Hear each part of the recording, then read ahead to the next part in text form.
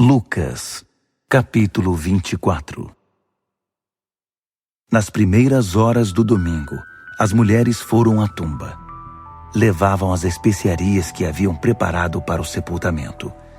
Encontraram a pedra da entrada da tumba fora do lugar e entraram. Mas não encontraram o corpo de Jesus lá dentro. Confusas, tentavam imaginar o que teria acontecido. Então, de repente, 2 homens com luzes brilhando ao redor apareceram ali. Elas ficaram apavoradas e se curvaram em reverência. Os homens disseram: "Por que vocês estão procurando aqui aquele que está vivo? Ele não está aqui, mas ressuscitou. Lembrem-se do que ele disse quando ainda estava na Galileia, que tinha de ser entregue aos pecadores, ser morto numa cruz e ressuscitar no 3º dia." Então elas se lembraram das palavras de Jesus. Deixaram o túmulo e contaram tudo aos 11 e aos demais.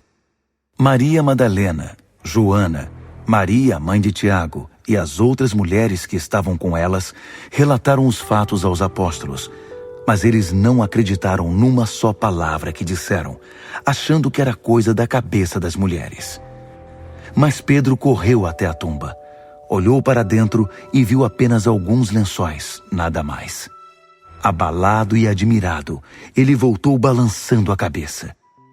Naquele mesmo dia, 2 discípulos caminhavam em direção à cidade de Emaús, a uns 10 quilômetros de Jerusalém. Eles conversavam a respeito de todas as coisas que aconteceram. No meio da conversa, Jesus apareceu e os acompanhou, mas não o reconheceram. Ele perguntou: "O que vocês estavam discutindo tão compenetrados?" Eles pararam cheios de tristeza, como se tivessem perdido o melhor amigo. Um deles, chamado Cleopas, respondeu: "Você deve ser a única pessoa de Jerusalém que não sabe o que aconteceu nos últimos dias." Ele perguntou: "E o que foi?" Eles disseram: "As coisas que aconteceram a Jesus, o Nazareno. Ele era um homem de Deus, um profeta, que falava e fazia como ninguém. Era abençoado por Deus e amado pelo povo. Mas nossos líderes e principais sacerdotes o traíram, o sentenciaram à morte e o crucificaram. Tínhamos esperança de que ele fosse o libertador de Israel. Mas hoje é o 3º dia desde que tudo aconteceu, e algumas das mulheres do nosso grupo nos deixaram confusos. Hoje de manhã, bem cedo, elas estiveram no túmulo. Não encontraram o corpo e voltaram com a história de terem visto anjos e que esses afirmaram que ele está vivo. Alguns dos nossos amigos foram ao túmulo para verificar e o encontraram vazio, como as mulheres disseram, mas não viram Jesus." "Vocês não entendem", suspirou Jesus. "Como demoram para crer? Porque não acreditam em tudo que os profetas disseram? Não percebem que tudo isso tinha de acontecer? Que o Messias tinha de sofrer antes de entrar na glória?"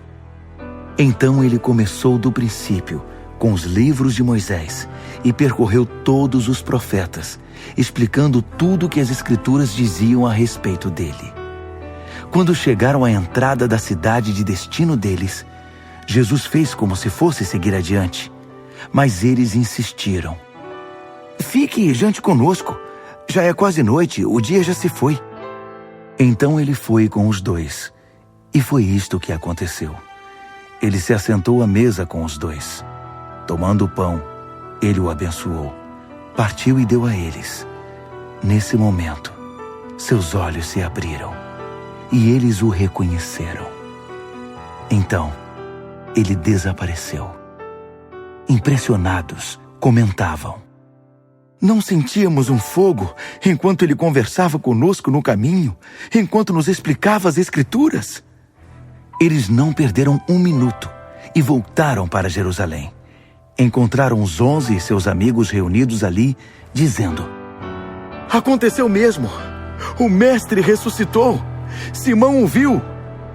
Então os 2 contaram o que havia acontecido no caminho e como o reconheceram quando ele partira o pão. Enquanto falavam, Jesus apareceu no meio deles e disse: "Paz seja com vocês."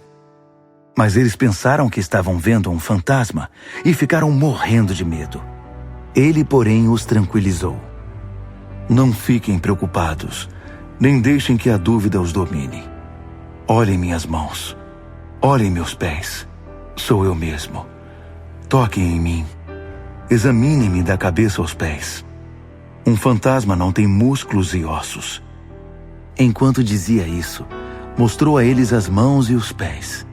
Eles ainda não conseguiam acreditar no que estavam vendo. Era bom demais para ser verdade. Ele perguntou: "Vocês têm comida aqui?" Eles trouxeram peixe que haviam assado, e ele comeu o peixe na presença de todos.